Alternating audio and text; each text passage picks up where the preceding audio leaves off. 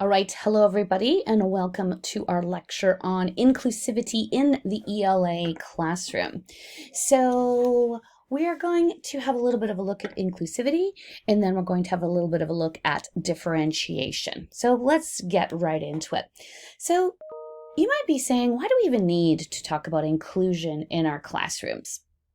I think we just have to turn on the TV and watch the news because we're seeing the effect on society when we do not address inclusivity in a meaningful way, right? We have Indigenous struggles here in Canada as they are really trying to get real steps towards reconciliation. We have some fishing facilities that in Nova Scotia were set on fire. And of course, we had the Black Lives Matter through COVID, when COVID really sort of brought to light how we are not an inclusive society, how we really are quite exclusive in how we deal with each other. Okay, so let's look specifically at our schools inclusive. And in 2018, I went to the International Literacy Association conference, and Cornelius Minor was one of the guest speakers there. And he talked about this very aspect of inclusion in our schools. And he wrote, "We, teachers, have become used to the problem of color and LGBTQ+. We have become used to certain children having less. We have to change the systems of oppression, and school is one of them. If we don't," he said, "we are not as nice as we thought we were." And that was a kind of a bit of a realization when we all went, oh, so when we're not actually seeking as educators to change the system of oppression, then we're not really as nice as we thought we were. Schools are sexist, classist, and racist because our society's embraced these systems. We have to imagine new things for our schools. We are not the child-centered teachers we say we are if we do not challenge an oppressive system and oppressive doctrine. We have to construct the system. We need to be lovingly insistent and warmly demanding. I love those two phrases. And we need to be absolute disruptors of the system.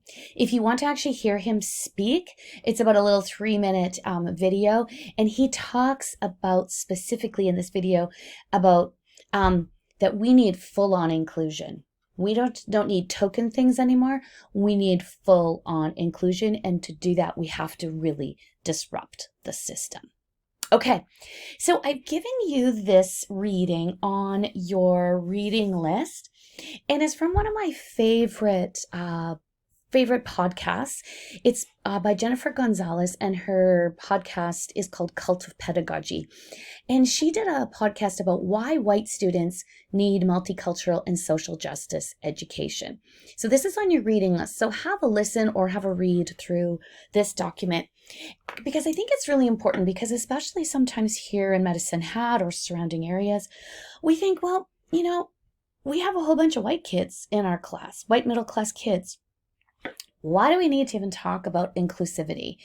And I think this will help to dispel some of the ideas of how homogeneous our white classrooms are and what they take into the world if we actually don't address inclusivity in a really purposeful and really kind of demanding manner. Okay, so have a listen to that. If you want to stop right now and listen to it, it might make the most sense.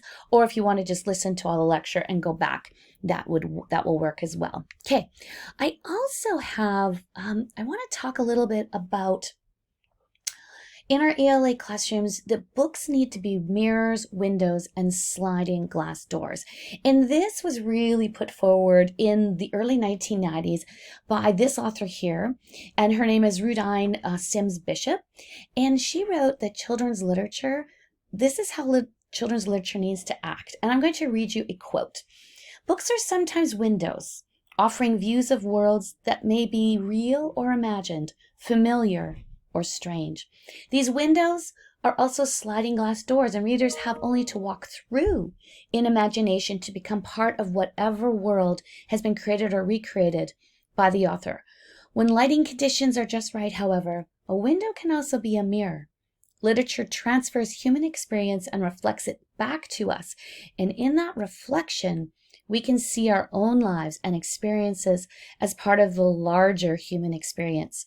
Reading then becomes a means of self-affirmation, and readers often seek their mirrors in books. So have a listen to her actually speak about this. It's about 2 minutes, and it's kind of a really neat way to hear the actual author talk about this, this particular perspective. Also, I think the question of what happens when you don't ever see yourself in a book may be something that, because most of us are in the dominant culture, are in the white middle to upper class dominant culture, we don't even realize that some of our colleagues, some of our classmates may have actually never seen themselves in a book. So I am going to let Grace Lynn, who is actually author of one of our book club books entitled The Year of the Dog, I'm going to let her showcase her experience, because I think this 7-minute video really embraces what it's like to never see your culture, yourself, your values, even what you eat in a book. So stop here if you want, and have a listen to this video. This is on your reading list as well. So this is just one of the ones on your reading list. Okay, I'm going to keep going. So this is again from Cult of Pedagogy, and I just really appreciate sort of the directness of this. As a teacher, are your diversity strategies missing the mark? And I just really I really like these. So number 1 is read. Read books, read blogs and articles from diverse authors that can provide a robust education. So if all you're reading is literature from white middle class authors, you're never reading any blogs from outside sort of your zone, then you are potentially missing the diversity marker as a teacher, because you just are not aware of any different way to look at the world. So read, broaden up, read a blog that you may never have read before, from an Indigenous point of view, from a Black American point of view, from somebody that is a new immigrant point of view.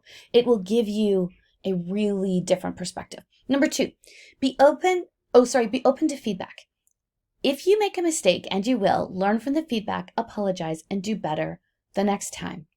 I want to give you an example from my own experience here at the college.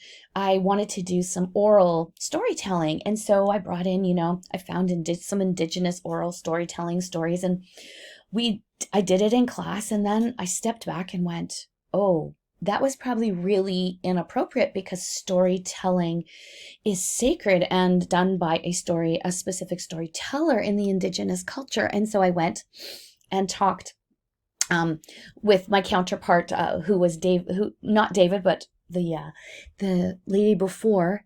And she said, yeah, that's kind of a faux pas, but at least you went there. And now how I will look at storytelling is very different. But you make the mistake, you're open to feedback, you move on. Okay, you want to, number 3, expand your circle. Spending more time in your school community can be a great way to know your students' lives better. So when you're out in your practicum and you get invited to a Syrian night, like a dinner or a community event, go to it, because you're, first of all, amazing for relationships with your student, and you get to see that student and that family in their sort of home turf, whereas you are always seeing them on an unfamiliar turf for them. Very familiar for you in the school, but very unfamiliar for them. So look around your community and see if there are things that really you can be a part of that will help you, again, just broaden your perspective. Number 4, get comfortable being uncomfortable. Bracing the new and different is not always easy. If you can be okay with that, you'll learn faster. So again, maybe you're in a situation I know when we would travel, we traveled in Southeast Asia, and oftentimes we were in a market and we would look around and we'd be like, wow, we're the only white people here, which was a really interesting perspective to be the minority, because we've always been in Canadian culture where we were the majority. So get comfortable with being a little uncomfortable. And in that, again, it stretches your perspective. Okay, number 5, don't forget gender. A lot of us as teachers are female. And so those boys in our class, they can absolutely relate and not relate to us. Also, what's as you talk about gender in your class, how are you going to address sexual identity questions? You may have gender fluid, you may have transitioning, you may have students in your class who have same gender parents. You want to think about how you view gender and how you're going to deal with gender as a teacher in your classroom. Number 6, beware imperceptible distance. You may be leaning away from students who are different from you. Keep an eye out for this. We often gravitate to the known. Absolutely. We all do it. It's a human nature. But as a teacher, I think you really have to push yourself to, if you have an ELL student and that student has fairly low oral English skills, you have to really make the effort to connect with that student. It's easier to connect with the white middle class child who is an English speaker who you can communicate with, but your job as a professional teacher is to bridge that distance. Number 7, validate code switching. Now, this is where code switching is where they use sort of one language outside of school and one language in school. This is especially noticeable in the States with the Black community, is that they have there is a definite lingo and a definite cadence and a definite vocabulary that those students will use absolutely in when they're at home or with their friends. And then when they come to school, we suddenly impose this white academic kind of language on them. So validate that some of those kids are really switching not only identity, but they're switching actual how they use the language. So I'm going to read you a quote from this Cult of Pedagogy post. And this is from one of the authors of this post, and she is a Black American. And she wrote, "Throughout my early and middle school years, integration became more norm than exception, but I never stopped being the Black girl in a sea of mostly white faces. Consequently, code switching between two different worlds was my norm. At home, I listened to Motown and Rapper's Delight and sang in the gospel choir. At school, I listened to Journey and sang in a madrigal group. I excelled and was well liked. I was smart, pretty, and could sing, the trifecta for Black students in white schools. In high school, I reaped my great reward for being a credit to my race, by the way, not a compliment, where my crowning accomplishment was winning Miss Soul. I couldn't explain then why I felt embarrassed by that award. I know now that it was created so that the modest number of Black kids would have a shot at winning something other than best athlete or best performer. It was the token award. You got it if you were Black, and whites saw you as not too much unlike the majority culture. You got it if you were a master at code switching. I felt that I was being less than my authentic self until I got to college and found out that code switching is a normal part of growing up, part of two cultures." Okay? Number 8, embrace the elephant in the room. Rather than avoiding difficult or awkward topics, discuss them openly and respectfully. That's why I want you to jump into some of those big topics, right? Because if we don't jump into some of those big topics, the students are going to get their information from somewhere, from social media, from their friends, and oftentimes it's going to be either incorrect or it's just going to self-perpetuate the same ideas that they already have. And finally, number 9, identify and fight bias. We all have biases. The better you get at identifying and correcting yours, the more you will grow. We all come to the classroom with a cultural background. That's just everybody does. But what we have to do is acknowledge that we have a cultural background or bias. And I think that's where the changing up a perspective really, really starts. Okay, so let's look at who will be in our classrooms. What kind of students?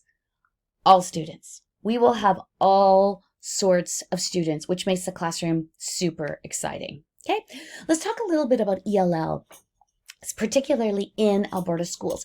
So over 25% of our K-12 students are English language learners. Every school faces the challenge of working with a linguistically diverse population, but some of our urban schools, like in Calgary and Edmonton, have as much as 90 to 95% of their enrollment identified as needing language learning support. Okay, Brooks would also have a fairly high ELL population, particularly at their elementary schools. So I think we have to, when we are in the classroom, not think about ELLs as a monolithic group, right? Some have strong first language backgrounds, others do not. Some have an intact educational background in their first language, others do not. Some will have arrived at different ages. Some will have arrived when they were 4, some will have arrived when they're 14, right? Some are Canadian born and speak another language at home, and some are immigrants that have spent time in a different country. So all of these factors will influence the ease and the speed with which they develop the English language proficiency, though most, if not all, will benefit from some kind of directed support. Okay.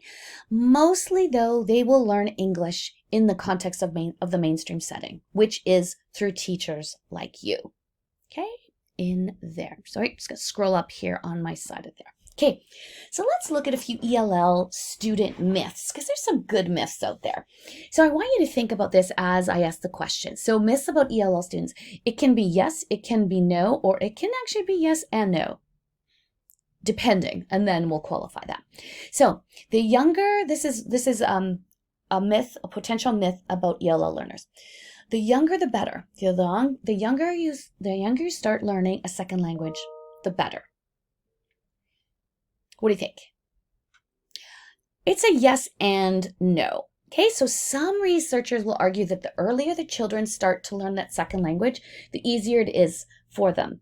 And they found that that those students who start earlier will actually have a much more native-like accent later on in life. However, other research have said that they found that when the child comes at a young age to learn English, they actually don't have like their first language skills underneath their belt. So then they're learning 2 languages and neither of them are intact. So they actually have found that older students actually do better because they have oral language and written and reading skills in their first language, which then equates to being able to learn English at a faster rate. So that's a yes and no. Number 2, it's natural, quick and easy. Little kids especially just soak it up like little sponges. So do little kids just soak up the English language if they are ELL learners? Again, it's a yes and no. It's a yes and no answer. Oftentimes, they seem like they soak it up like sponges because they're willing to take risks. They learn through play and interaction, and kind of they make it look good, right? They make it look easy. So it's common to hear K-3 practitioners say they're like sponges. I can hardly tell that they're ELL. However, what they're saying is that, I'm just going to read this. Current research challenges this biological imperative, arguing that different rates of second language acquisition may be a sign of certain psychological and social factors that favor children in the learning process. Research comparing children to adults has consistently demonstrated that adolescents and adults perform better than young children under controlled conditions. Okay, so they may seem like they're soaking it up, but actually they are not learning at a faster rate than adults or older children. How about number 3, the sounding good myth? Once you can speak English, you know the language. Okay, again, It's a yes and no answer. So many young learners can actually develop native-like pronunciation because they're just soaking it up. They're soaking up the sound, and they will take those risks. But we've also seen that that sounding good in an oral language does not always equate to learning it at an academic level or transferring it into reading and writing skills. So again, if they sound good, we can't then assume that they're really truly at that comprehension stage of the reading and writing that they need. Okay. Number 4, early integration and immersion provide the best opportunity to learn English. This is a yes answer, but they continue to need help. So if we can get kids integrating into the language early, as soon as they are here at whatever age, that's going to be the best. Okay, but often what happens is sometimes those kids, when they sound good, they sound like they're actually understanding, or they actually know the English language, we stop supporting them. But what we need to do is we need to continue to support them. And number 5, all children learn the same way. That's a big no. ELL learners are exactly the same as our native English speakers, right? We're going to talk about differentiation. They all need different supports. They will all be at different places at different times in their teaching. So we can't say, okay, all ELL learners need to do this, and then this, and then this, and then this. Some students can jump right to here. Some students need to stay here for a long time, just like our native English teachers. Students, let's try, not teachers.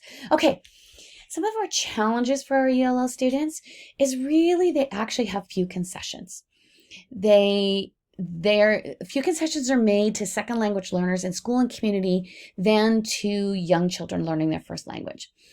They may also struggle to really express the knowledge that they actually have in their head in the new language. And I remember when I was traveling in France with my family, and my 2 girls and John are fluent in French, and I have a basic understanding, but I really wanted to be part of the conversations, but I didn't have enough French to actually really get across my ideas, and I was really frustrated. I went for a lot of walks by myself and left them behind. And it actually really gave me an interesting perspective for ELL learners, because oftentimes they know what we are talking about, but they can't express it. And so then they get frustrated, and then we think that they're not smart because they can't express it, but they just can't express it in this new language. Okay. Challenges for ELL learners is they're often exposed to informal use of English, right? We mumble, we use slang, and so then they are confused because sometimes they see English used this way and other times they hear it used this way. So then they're getting conflicting ideas about what English is. They're expected to acquire more sophisticated and complex knowledge basically on their own. So if you think about a child that immigrates to Canada when they're 15 and they go into grade 10, think about that language that they suddenly are thrown into, right? And they're just expected to get to that level. They're expected to express the knowledge. So again, say that 15-year-old is expected to express concepts of democracy when they're in grade 10. Well, if they're learning the language, those are very abstract terms. And so they're sort of left on their own there. They're expected to learn the Alberta curriculum, right? So if they're 15, they're expected to learn grade 10 curriculum, which seems kind of ridiculous. And they have to deal with cultural conflicts. So many students will experience cultural conflicts between their home language and culture and the English language and culture in which they are immersed, especially if they are junior high, like that 12, 13, 14, where they're trying to fit in. And then they're going home and they're speaking Mandarin, and they're coming to school and they're trying to speak English. They're going to have cultural conflicts there. Okay, how can we be great ELA teachers?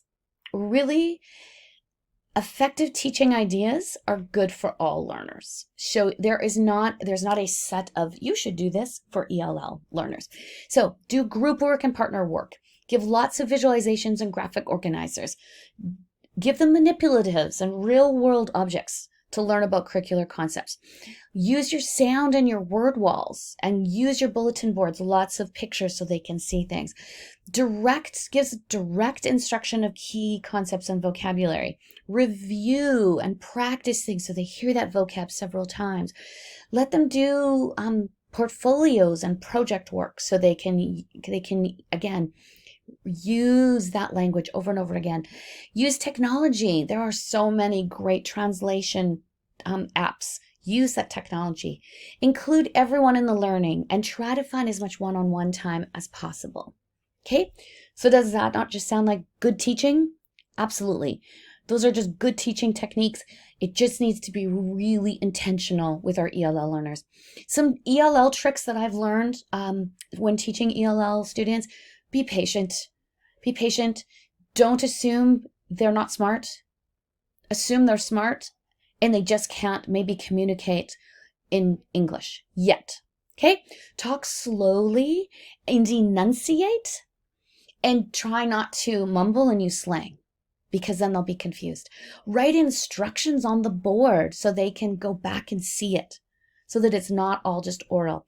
Use lots of concrete examples. Use gestures. So when you say, okay, we're going to line up over there at the door, gesture. Just do some of those things.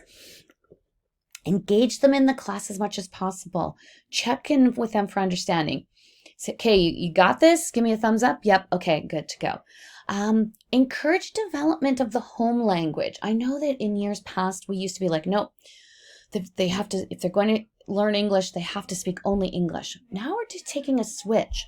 So like if you have two students from Syria, I mean, you can't assume that they actually know the same language, but if they do, then let them talk to each other in their native language. They're probably not talking about you.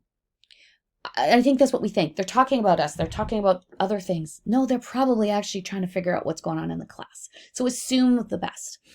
And incorporate lots of drawing, lots of painting, lots of dramatization, lots of singing, lots of sculpting in class, that arts integration. That will help provide a safe place for them. It slows down the pace. It slows down how many words they're hearing, and it allows them to really engage with the material. Now, there is no cookie cutter way to deal with all ELL students, just like there's no cookie cutter way to deal with all of our students, right? If there was a holy grail of how to teach ELL students, I would give it to you. I would not withhold it, right? But there isn't. There isn't. This is what you will have to research, you'll have to work on, you'll have to try, you'll have to take some risks, you'll have to fail, you'll have to reflect and go at it again. Okay? That's just kind of part of teaching what will happen with your ELL learners. Okay. You might want to take a break from me talking, and this is on your reading list. Excuse me, hang on. This is called 10 Key Policies and Practices for Teaching English Language Learners. This gives kind of a high level look at some concepts around ELL. So this is on your reading list. So have a read through this, because it again gives you some of those ideas that you might not have thought about around ELL.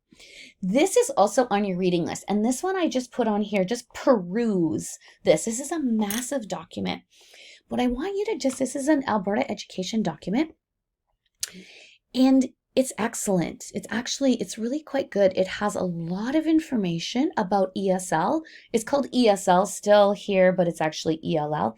ESL was English as a Second Language. We changed it to ELL, English Language Learner, because we found out that these English language learners actually had several languages usually under their belt.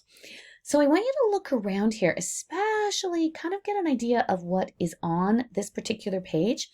And I think this is one of the most important things here. There are particular writing samples for each grade level, and it will kind of show you where a child should be at an ELL child should be at grade 3 if they're at level 1, 2, 3, 4, 5, 1 being the lowest, 5 being the highest.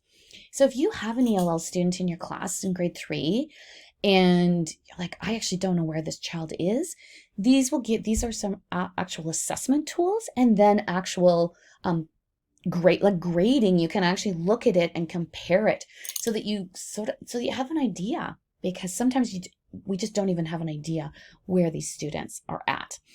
This is not on your reading list, but again, if you're super interested, or you're going to have a lot of ELL students in your class and you want to glean as many things as possible, have a look at this, particularly chapter 1 and chapter 4, but that is not on your reading list. There are a lot of amazing resources out there. These are just ones that from the library that I know have a good reputation. So if you're interested in an actual book on teaching English language learners, 50 strategies for teaching English language learners, teaching English language learners, K to 12.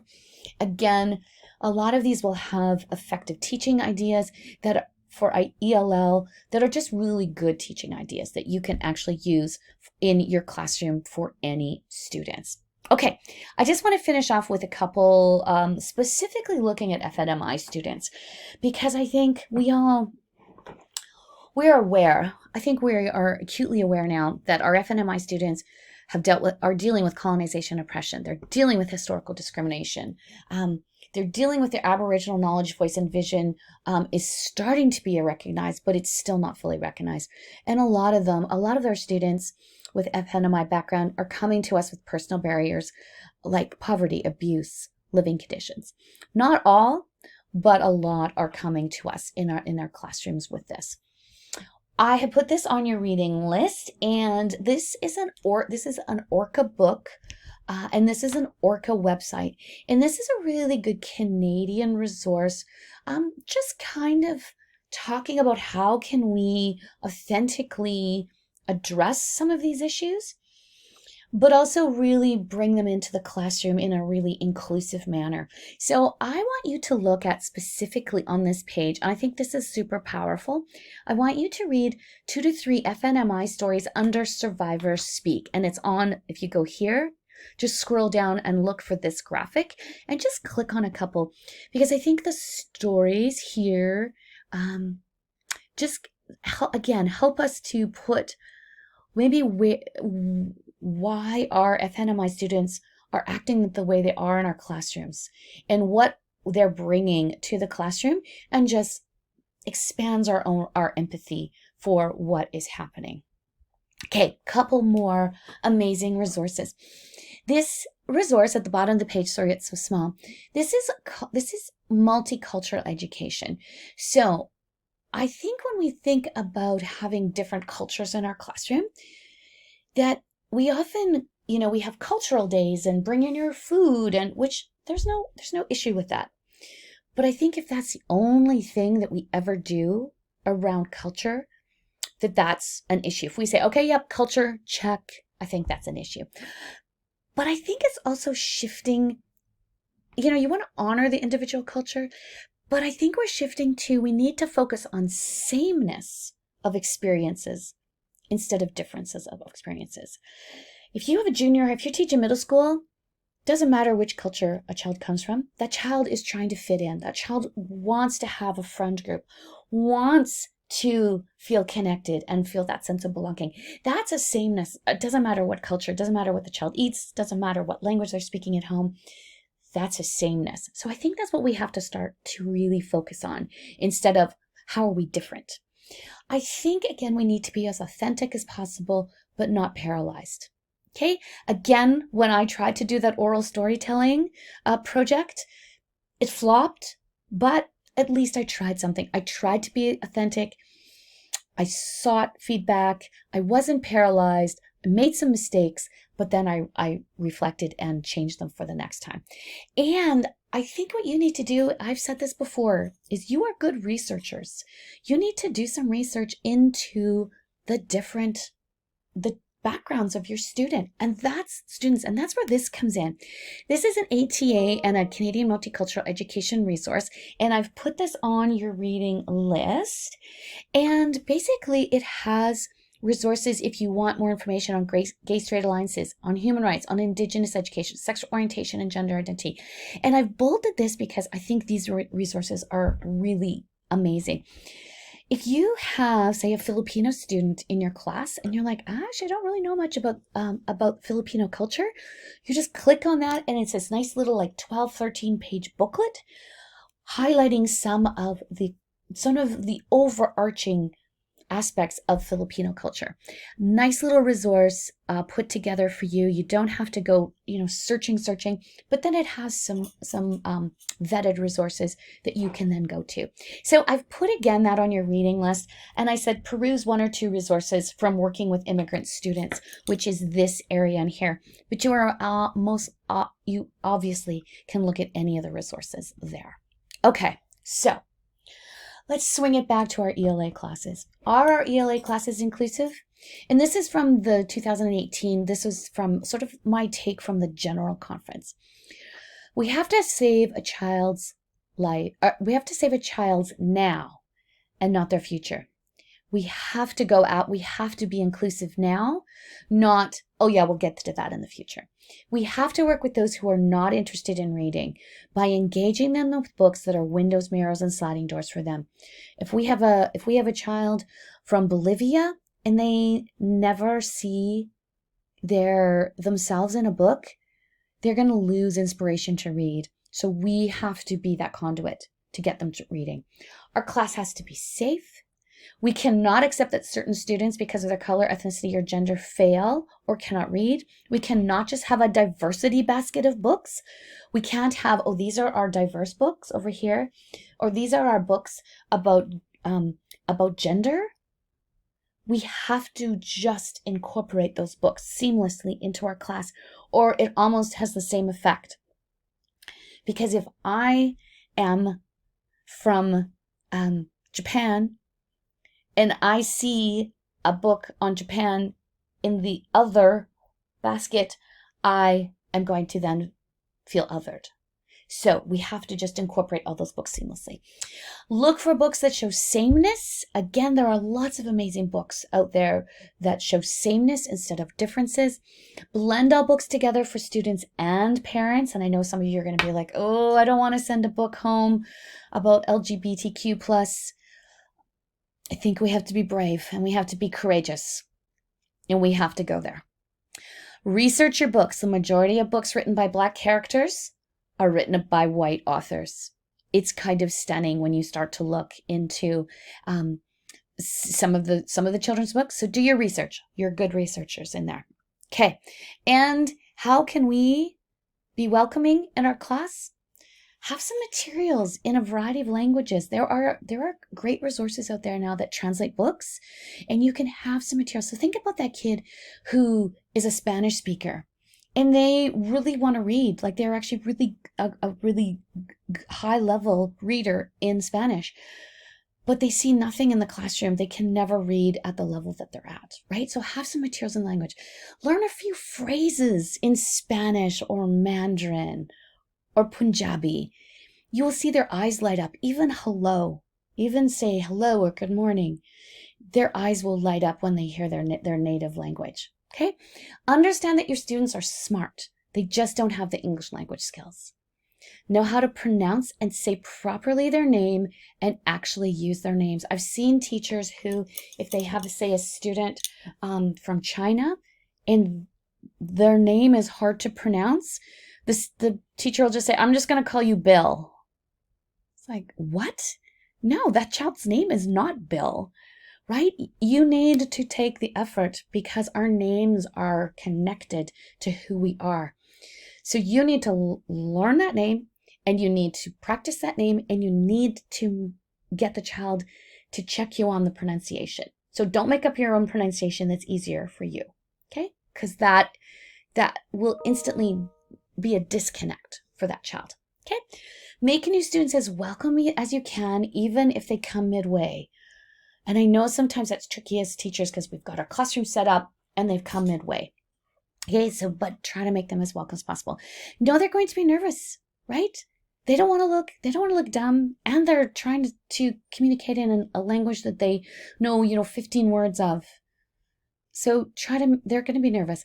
They are dealing with culture, climate, and country differences or changes, right? So be aware. They may not actually have a winter jacket. They might not realize how brutal winter is here. So again, just take that into account and try to connect with the family as soon as possible. I know Samus immigration, if the family absolutely, like they just don't speak English at all and you don't speak their native language, Samus immigration will actually set up interpreters. So try to connect with the parents right away if you can. Okay. And again, books in our ELA, in our English language arts class, books should allow readers to see themselves, allow readers to see into the lives of others. You want to allow readers to move from one end of this continuum to another, to see themselves, to see others, to see yourself, see others. And you want to develop their ability to empathize. Empathize. Sorry, not emphasize. Empathize. You want them to go, oh, wow, I had no idea that this is what a character could go through or this person could go through. Again, be windows, mirrors, sliding doors. Just let them be books. Don't separate. No otherness box. You want to be talked about specifically, okay? Instead of just using the generic label of diverse, talk about a book being about an African American family in an urban setting. So you don't want to just be like, this is a diversity book. Because then again, it gets that sense of otherness. Let kids know that the book is considered just as one voice. This is not representative of all Black Americans or all Indigenous people of Canada. This is one perspective. And evaluate the books for the invisible voice. We need to look at our literature and see whose story is actually rendered invisible. Whose story do we never hear? And then that's where you have to go after and see if there's literature written and how you can bring that into the classroom. Okay? This is a token amount of books that look specifically at making sure that every child can see themselves in one of these books. There are a lot out there. There are really some great books in our library that you could absolutely incorporate into your class so that every child is seen and they see themselves in books. Okay, awesome. That is a lot of information on inclusivity, but it's in a really super important topic. So hopefully between this lecture and the readings, you have a pretty good sense of how to include students, particularly in ELA classes. All right, take care, everybody.